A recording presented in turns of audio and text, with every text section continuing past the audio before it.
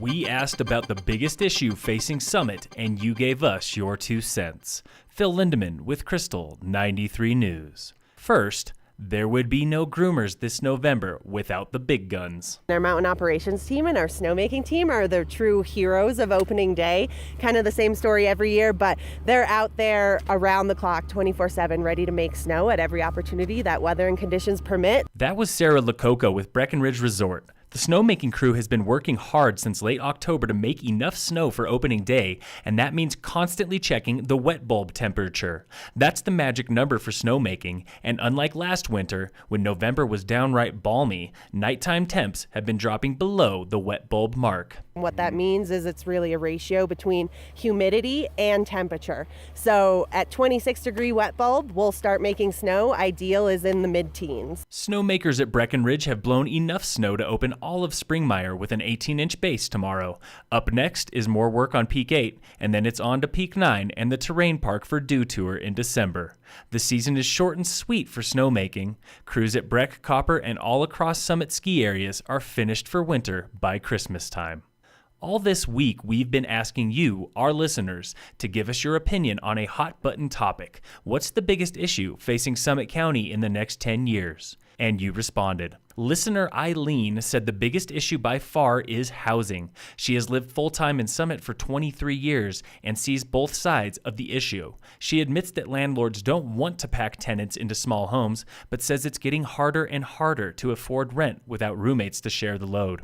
In the past few years, rent has gotten so expensive for the 46-year-old that she has considered moving away. What are we supposed to do, she asks. I live and work in the community, not that there is one anymore. That's your voice on Krystal 93. Tune in all next week for a new question and then give us a call at 513-9393 extension 13. Leave a message with your opinion to be featured on air next Thursday. It's your voice on Krystal 93. Ski season is less than 24 hours away, but locals like Zach Husted are still logging miles on their mountain bikes. Husted, a sponsored biker and splitboard guide, spent this summer bike packing all across the state and region. Think backpacking, only on wheels. Colorado kind of boosts some of the best single track in the country as far as I'm concerned, and just amazing that you can kind of link everything up. Husted just wrapped up a multi-day solo trip on the Kokopelli Trail in Utah. It's a classic route many consider the first bikepacking trail. Before bikepacking became what it is today, before you could buy saddlebags and stuff, that was like the OG bikepacking route. Husted enjoyed the history of his Kokopelli ride, but it was nothing compared to the terrain of his solo Colorado trail trip earlier this summer.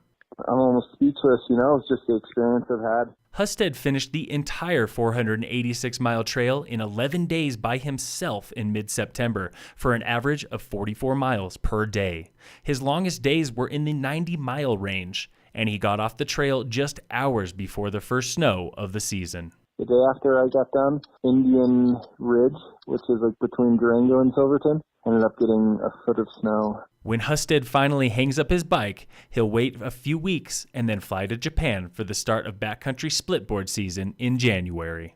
In sports, the Nuggets play the Kansas City Thunder tonight at 8:30 on TNT. And on Thursday Night Football, the Seahawks take on the Cardinals in Arizona. Kickoff is 6:25 on NBC. Phil Lindeman with Krystal 93 News.